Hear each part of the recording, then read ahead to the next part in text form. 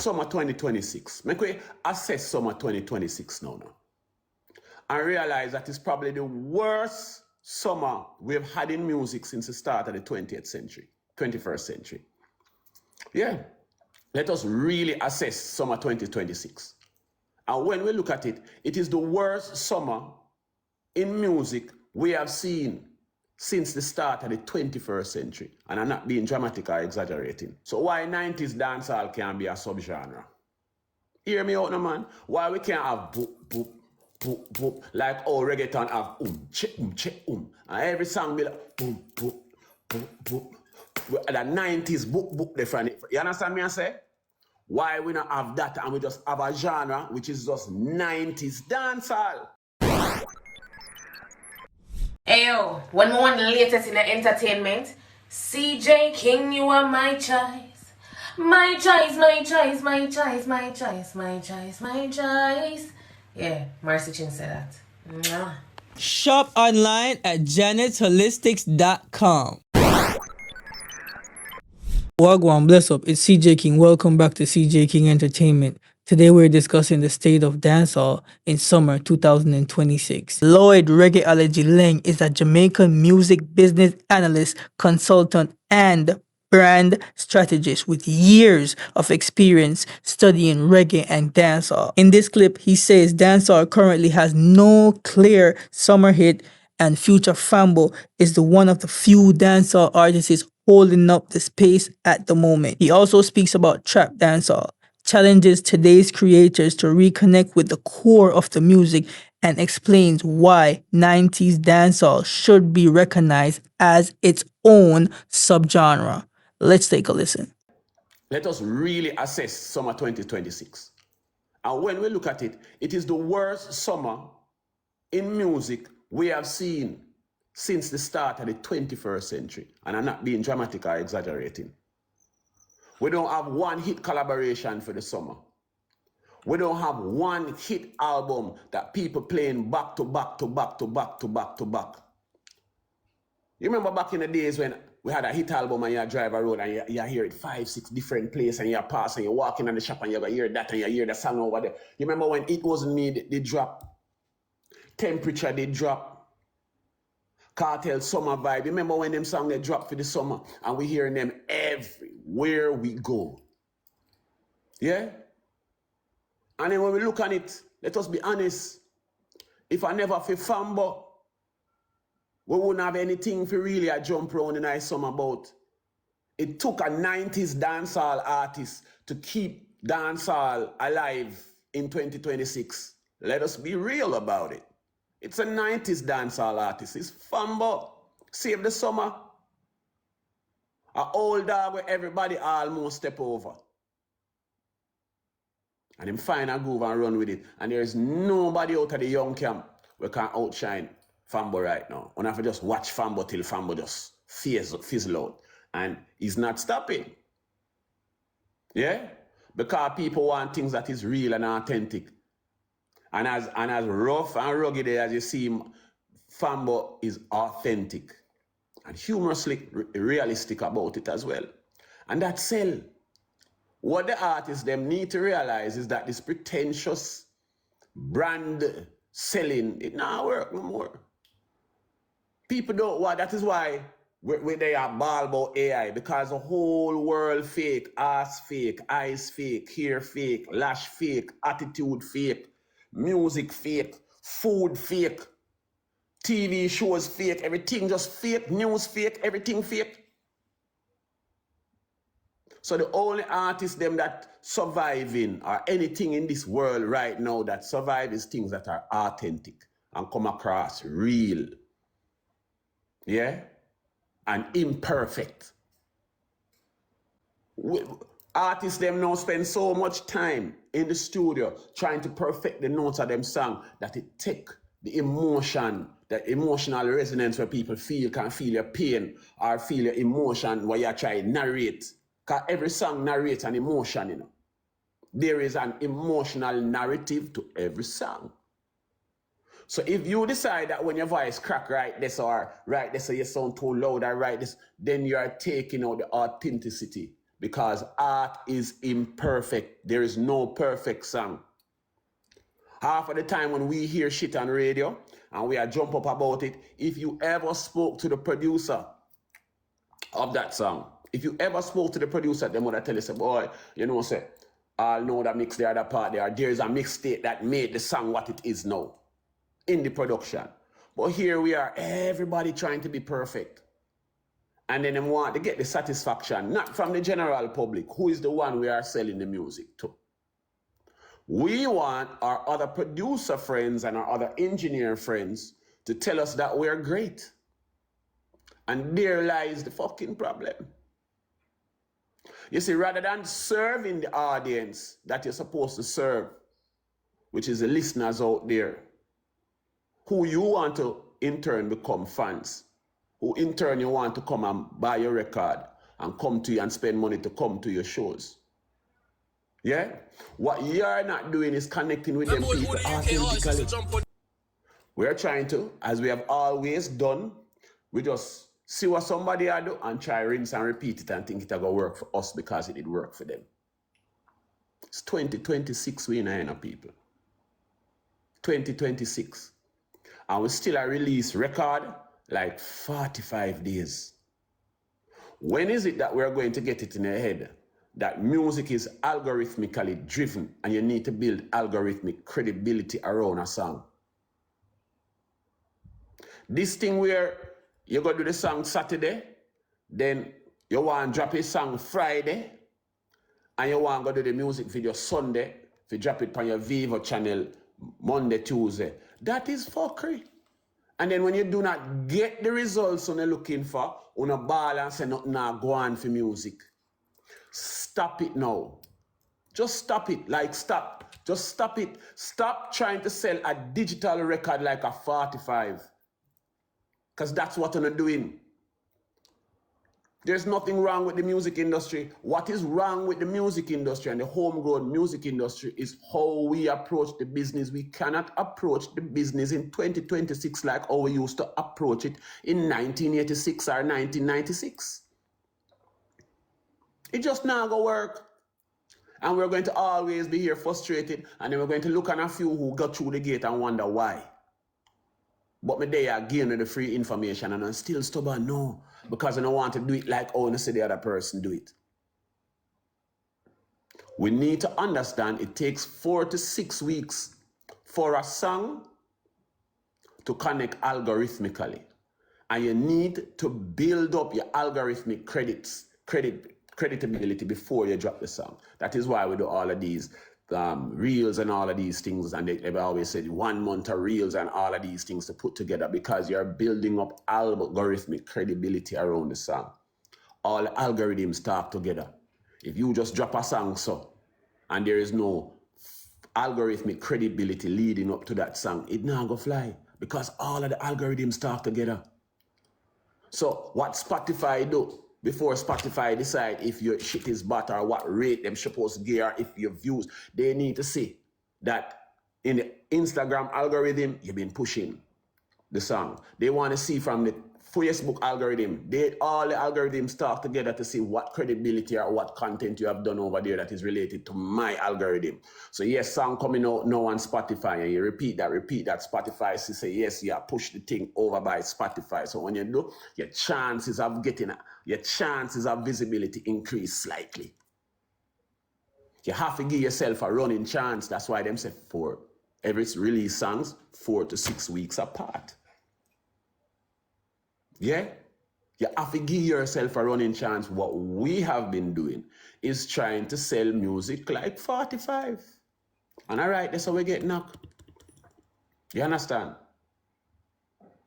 So, at the end of the day, we have to learn from this summer. We have to learn from this summer.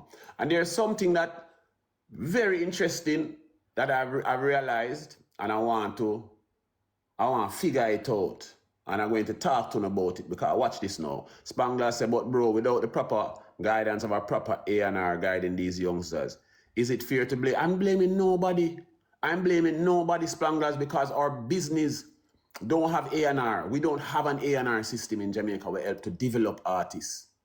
It's not there. The last system that we had where there was a community doing artist development was back in the days when reggae revival just started, and you had places like Jamnesia, yeah, and Red Bones, and all of these places that young artists could go and hone them talent and develop them talent. When them youth want to go somewhere now, where do they go? Where do they go? They don't have it. Yeah? And at the end of the day, if you look at an artist and say, all right, most young artists, you see the system has changed, Spanglers, and you bring up a very good something. Let me tell you something. Blessings, Lampshade, my brother, always. You bring up something where we have to understand. We have to look at how the paradigm of the music business has changed. So I want to look on this. Back in the days, you used to have labels. Labels used to have A&Rs, and then labels would sign artists. Yeah? And develop artists. That don't happen no more. What they did is switch the music business from being a colonialistic system to a neo-colonialistic system. So what happened now, instead of a label coming to sign you, you go to a distributor thinking they're a label. So that's exactly what is happening now, you know. So there's no artist development happening on the front end now, because the front end is distributors, not labels. And distributors aren't labels. That is a mistake we make here in our space. I've seen people go and they say, boy, you know, I want to move from Happyless to 1 RPM. And I'm like, okay. Yeah, man, because I'm not getting no love over there. What the fuck can I get this delusion from in my head? That Happyless is a record label and they must give you love. They are no different from DistroKid, no different from CD Baby, no different from United Masters. But you see, the impression is that you can sign yourself to a label. So because you see your favorite artist over by that distributor, you go over there thinking, no, yeah, I'm with a label because I'm on the same level with my favorite artist because they're over in this camp here. No camp, it's a distributor, right? So stop fooling on yourself and speaking as though, oh, you know, 1 RPM now deal with my thing right, and I'm going to move over to Happyless. All you're doing is switching distributors. It's just like you're leaving from CD Baby to DistroKid. So don't hype yourself. Yeah? And everybody over here hyping themselves. And it's like, I like to complain more than just see the reality of what it is. They are distributors, man. And what you are doing is walking in to give your catalog to somebody, just like anything else. Right? So, just like we need to get to some realities now, man, and get ourselves out of, because we're living in a delusion in this business right now. And the delusion is killing the business. Yeah? Because the only thing right now that keeps saving us time and time and time again, United Masters is the same thing, Chaos. All of them are the same thing. Some of them just have different little models around the thing. Yeah? But at the end of the day, it's the same thing. All of them offer the same thing, because if you're with DistroKid and you reach a certain point and you have a certain revenue, you can get advanced too. You see, United Masters is no different. No different. Yeah? So at the end of the day, we have to just look at it realistically. It's reality. You understand? We're on our own. There is nobody here that is that back in the day, boy, I'm going to sign with a Coxsone. At least back in the days, you could have done sign with a Coxsone, or a Tough Gang, or a Volcano Sound, or a Youthman Promotions, at least a Penthouse Records, Cell Block. At least there were labels back in the day that would sign an artist and work with the artist. Yeah? No, it's a project by project thing. Yo, you have a single, me have a ready, make we work together. That's it. That's it. And then now, we have the quagmire where me come to you as a producer. I'm say, yo, let's work together upon a song. It's a collaborative experience, you know. Collaboration just don't happen between two artists, you know. When a producer and an artist knock heads upon a rhythm, that in itself is a collaboration, you know. Which means it is not my responsibility as the producer to be pushing that song and promoting that song alone. You must be pushing and promoting the song too, you know. So when you sit down there and now the nothing around the song, And I me I push the song as a producer. Then the song connect. And then you start make dub out of it and still don't put no money in it. These are the sort of things, man, we make certain producers now want to work with certain artists, and because producers have to know now that the artist they might work with is willing to invest in the promotion and the pushing of the project just like them. Because I might be a producer, but you is an entrepreneur too. Yeah? This is this lazy ass thing where everybody run down and you just have to do a song and then you have a collect money. And then at the end of the day, it don't work like that. The part of the business they are dead to, you know. Very, very slowly, you know. Eventually going to come a point where, you company reading, me company reading, and when the money is split, it just split. I tell you. Because if everybody keep taking and we're not working to get it back wholesomely, then you have the problem. Then that's how we have a problem. Yeah? So, the fact is, man, we need to start looking at the business from a different standpoint.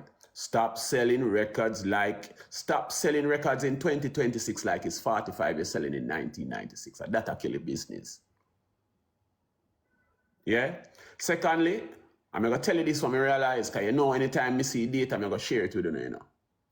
I think we are missing, and listen to me well, I hold up a producer and I'm saying, big up yourself, Bobby Amar, Carl Wally, and IMR Shepherd, Snipper Kid. I say, one my G. Hold up a young producer, I'm again telling us something I realize. No matter where we do since 2020 till now, one thing keeps coming back to the circle. Yes, we're doing our trap hall and we're doing all of these inventive things, but one thing keeps coming back in the cycle, and it's 90s dancehall. Now hear me out. The same way reggaeton use one thing, boom, check, check, check, check. All right, reggaeton build off of that one thing, you know. And reggaeton is a whole subgenre reggae, you know. So why 90s dancehall can be a subgenre? Hear me out, no man. Why we can't have boop, boop, boop, boop, like reggaeton have check, check, And every song be like boop, boop, boop, boop. The 90s boop, different. You understand me I say? Why we not have that and we just have a genre which is just 90s dancehall? It's a genre like how them have reggaeton. 90s dancehall shouldn't just be nostalgic. Because that sell the most around here. Me no business when nobody want tell me when it come to dancehall, 90s dancehall outsell any other era, subgenre, mix up. 90s dancehall. So why are we here? Keep looking around the biggest pot of gold where we have. Why are we not doing 90s dancehall as a genre, not as a nostalgic moment or as an old song, as a genre? Like how we have trap hall, and trap hall, you have 90s dancehall. That's what we need to be doing. We need to be building our own subgenre out of 90s dancehall because that's the money there. Look at all the artists them. When they're on tour, look at all the artists them we catch back them light. They're all 90s dancehall artists. Look at the songs where people are draw off a sample. Nobody not sample nothing from 2013. You nobody a sample a Protege? Yes, and nobody a sample a Kabaka Pyramid and a Chronicler. No. Artists from the 80s. Artists from the 90s. Artists from dancehall. From that era dancehall. Book dancehall. So, we being stupid around here. Oh, we're going to do a little trap hall. Because it's a little hip-hop, so we may get a crowd. Nothing now going over there, so. Trap hall, that's not so bad, because it's closer to home. But 90s dancehall, we missing the beat on that one. Like literally. So instead of I sit down around here, and I try to build the next hip-hop dancehall rhythm, go build one rascal rhythm. Go back, go study the 90s dancehall rhythm them. And that, DJ Mac do what they are. That's why the rhythm clap so, you know. Why fell, you know?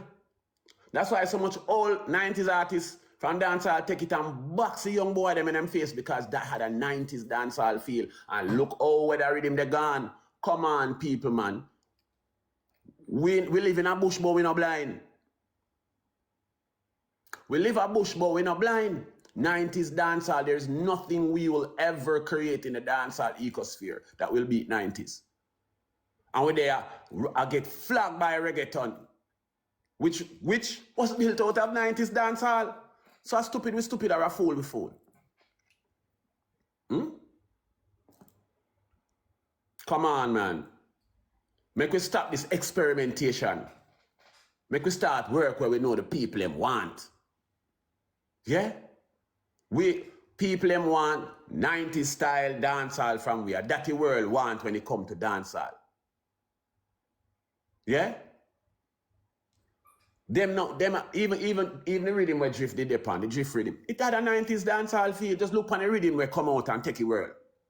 And tell me if you don't see them have a smidgen, a tinge, a taste, a flavor, a representation of 90s dancehall. Let's be real about that. Yeah?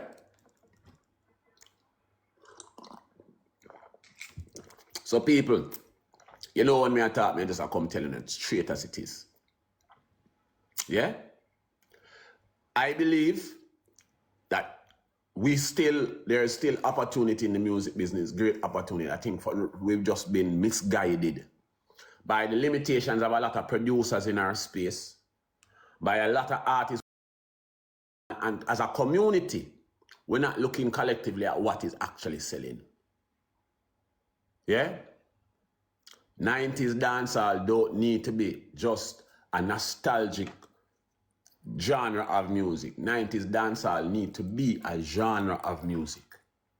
And we are going to sit here, and I keep telling you, watch what I go on, because anytime I talk to them, things that I talk, anytime I talk, I talk from facts as a data scientist who sees certain trends coming. Listen to me and listen to me well. Uganda right now, we're going to sit down here the same way the African them take up dancehall and go be Afrobeats, the same way the Latin American people take up and go big reggaeton. You see, anytime East Africa take over 90s dancehall, don't complain, Anytime you see East Africa take over 90s dancehall, don't complain, because I remember say I did telling you, and it is recorded here, You see man like Siwe Nakalaka, we sound like Bojo. You have some Terror Fabulous over Africa. You have some Pinchers of Africa. Me just hear one Frankie Paul from Africa.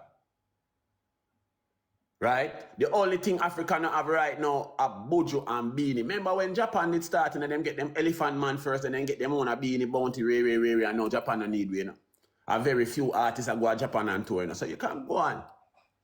Because when we don't fill the gap, somebody else fills it, then we bitch and complain every day. Let's be real about it for a second, man.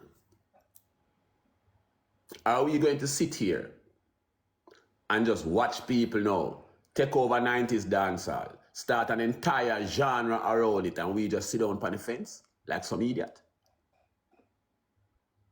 My challenge to Uno for the rest of the year, going into next year, is that we want to make 90s dancehall a genre. A genre. So to the producers, them we are building rhythm. See, that's how Bobo Omara said, South Africa do it right now. 90s dancehall, everybody take over 90s dancehall right now. Are we there? But we want to do some trap shit, rapping. Everybody want to be a rapper. That type of problem. We don't have no dancehall artists again and be a rapper. We have around here and say everybody move and style and flex and go on and re.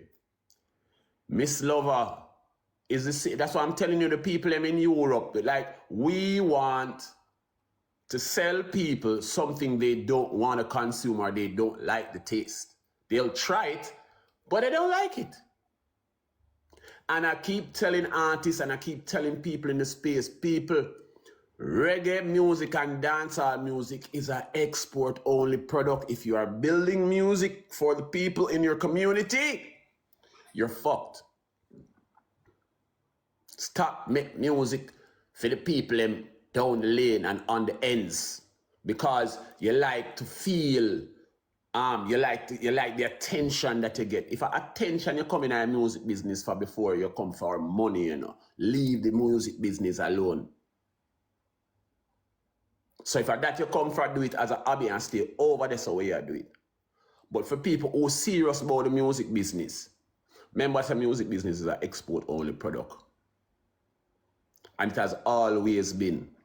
You see, there is this misnomer in history that Jamaican people bought 50 and 60,000 records and 10,000 records when song drop.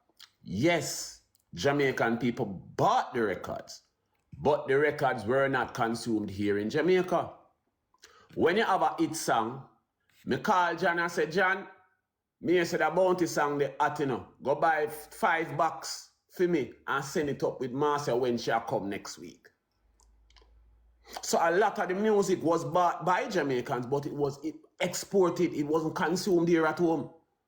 A whole heap of people make them money and them extra money for buy house and send them kids through college in England and New York during the 80s, 70s, 80s and 90s, selling records. Coming home and buying box and box and box of records and pack them up and go to New York and sell records from Miami all the way up the East Coast. Same thing for England. Because a man could take a record in a Jamaica back in them days at $25 for a 45, and a man can go back to England and go sell it for £4. That's almost a 440% markup back in time, a 500% markup. So music has always been an export-only product. Don't make nobody fool you. So if you're not build your music for ears outside of this space, it just gonna stay here. Yeah? And Jamaican people don't consume music the way that we think they consume music. Right? And I'm telling you, this is data. It's between 3,500 and 4,200 people buy music in Jamaica on a regular basis. I mean, on a regular basis. You want me to know the funny part of it? Those 3,500 to 4,200 people are the same people you see at every live event, every Marcia Griffiths, every Bujuk show, every Berry show. From its live, at them you see a VIP. Same set of people. So we have, when you look at a population of 3 million people, we have a little over 1% of the population actually buying music on a regular basis in Jamaica. And here's the fact. This is a fact, you know. Me no business owner want to think about it otherwise, you know. If you don't appeal to those 3,500 to 4,250 people, you can't go viral. You can't go viral. So there's a unique 1% of the Jamaican population that your music must appeal to. Your music brand must appeal to. Yes, that 1% determines if your music is successful on export. Because they're the ones that carry the money bag. They are the ones that carry that sin. And I'm talking about the rich people in Jamaica. I am talking about the die-core people who take up their money and spend it on music experiences created at home here in Jamaica. There are 3,500 to 4,250 of those people. Black, white, brown, uptown, downtown, country, all sort of people. So we're not talking about one particular demography. They are a demography by themselves based upon how they consume music. And you have to appeal to those people. What this man say? Koi outdoors. No one in Jamaica need you to be making real money in music. Need no you to be making. I don't understand what you're saying, Koi. Please put it together properly. But at the end of the day, all me I say is we have to understand that there is a core group of people in Jamaica who consume music intensely. They are considered the super fans of homegrown reggae, the super fans of homegrown dancehall, and they're the ones that turn out to your show, buy your records, stream your music, support you on social media. You must appeal to those fucking people first. And it's not social influencers either.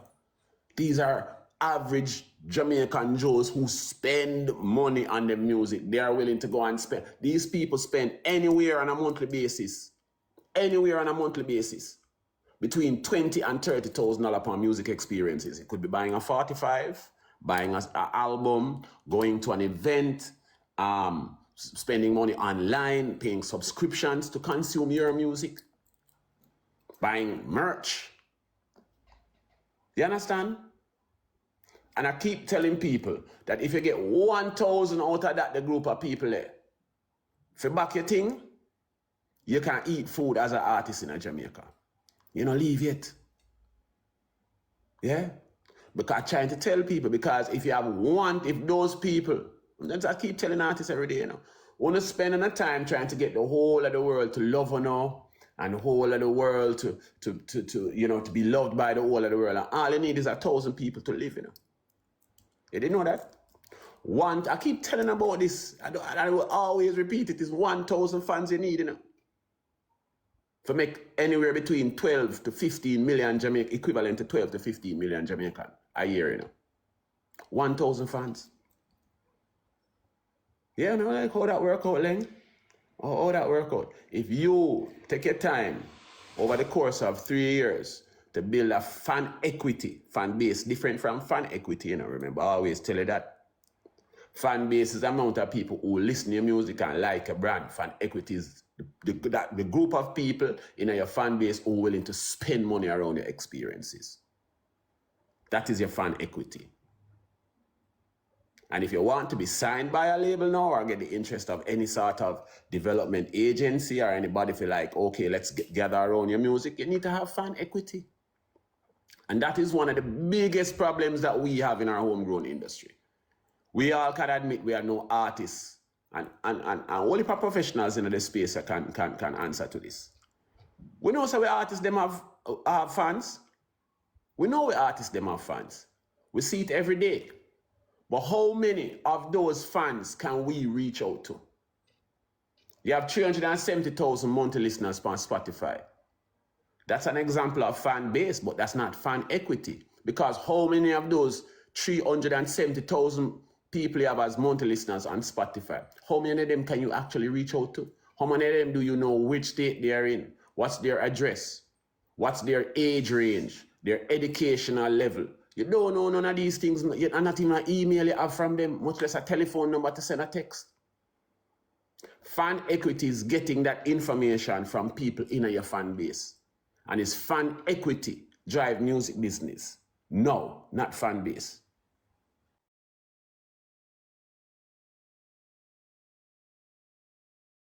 As I always say to you, come here for go run here now. When I come and I talk to you, I want to listen and read between the lines because I always talk to you before something come. Sometimes I can't tell you because the more the business, NDAs and such, but I can always say to you, say, look out for this, look out for that. Yeah? And I can tell you dancehall, 90s dancehall, we need to be on top of 90 dancehall before the rest of the world catch on. South Africa catch on to it, Uganda catch on to it, Kenya catch on to it, and them a take it and them a make it bad. There's a youth right now, them have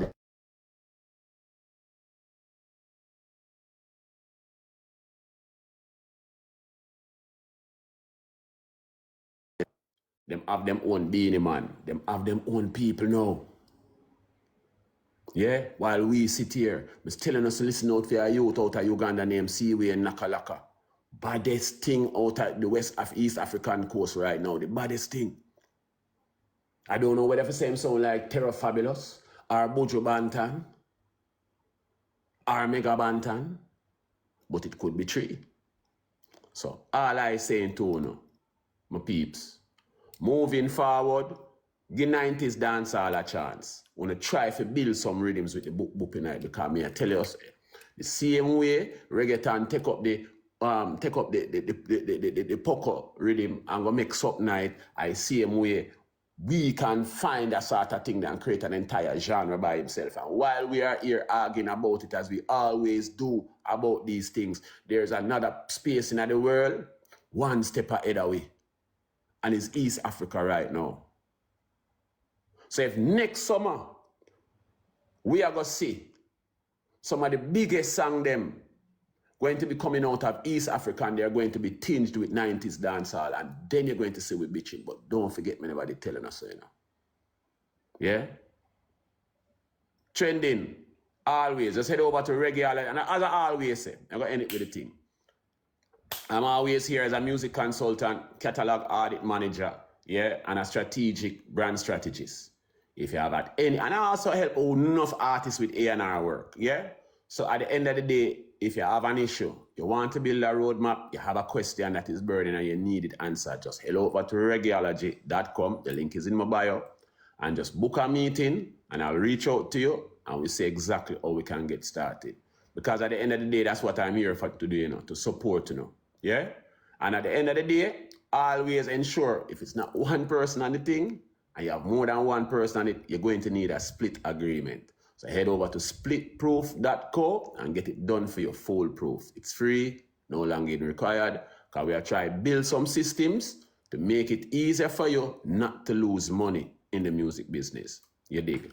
So, Cjking, let us talk about you for a second now. I always, and I keep people, if big up yourself, Wayne Marshall. I keep telling people, Cjking talk to me every Saturday. It's my little brother. Cjking look at me and say, Elder, I think you need to be going on the internet and doing these things, you know. You need to think so you need to share the knowledge with the youth them. So anytime you see me on the internet, always remember that is Cjking is the reason why I am here sharing this information with you now.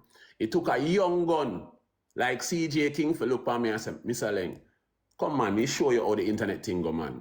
Come man, come do this thing. So I will always say that one of the main reasons and probably the only reason why I'm here sharing information on a regular basis is because I was encouraged by Cjking. Big up yourself every time, Cjking. You know my content is always available for your use. Big up yourself, my brother. Yeah? And you have some young guns, man, in this business. Them have my respect beyond large. Yeah? Some serious young guns around here in the business. And it is good to see young people in the business who you can say, yeah, there are a few good ones out there, and I know so the business is going to be in good hands. Yeah? And we can't stop learning and we can't stop grow spanglers. All right, this one. The day you stop grow and you stop learn, you stop live. Always remember that. Yeah? I mean, you can't take all the credit, CJ. CJ, remember, say, you look at me and tell me, say, uncle, go do that, you know. And it's weeks you ask me to, you know, remember me. I said, CJ, me know, you know, them sub, they got a foolishness, man.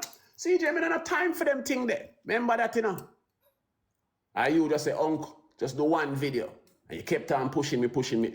And here we are. So all I can say to you, brother, enough thanks and enough love for the encouragement. And I will never deny it, brother. I will take every time I take any moment I get, I will always say thank you to your youth. Yeah? So the community started right there. Yeah? Because there are a little community and a little handful of people that call me up on a Saturday and spend hours I talk to different people and we just go through different things. CJ say, yo, uncle, just do it one time. So big up yourself, Cjking, as always. And before we leave, we always say, your publishing is your pension. And it's the money that you make with your sleep. And in the music business, if you don't have no publishing, you don't have no pension. So protect your pension. And if you need help, reach out to me at Reggaeology.com. As always, peeps, until another time, it's Laing. Does dancehall have a true summer hit in 2026? Is future Fambo really holding up the space at the moment? And should dancehall become its own subgenre? Drop your comments in the comments section. Like the video and subscribe to Cjking Entertainment. See you on the next one.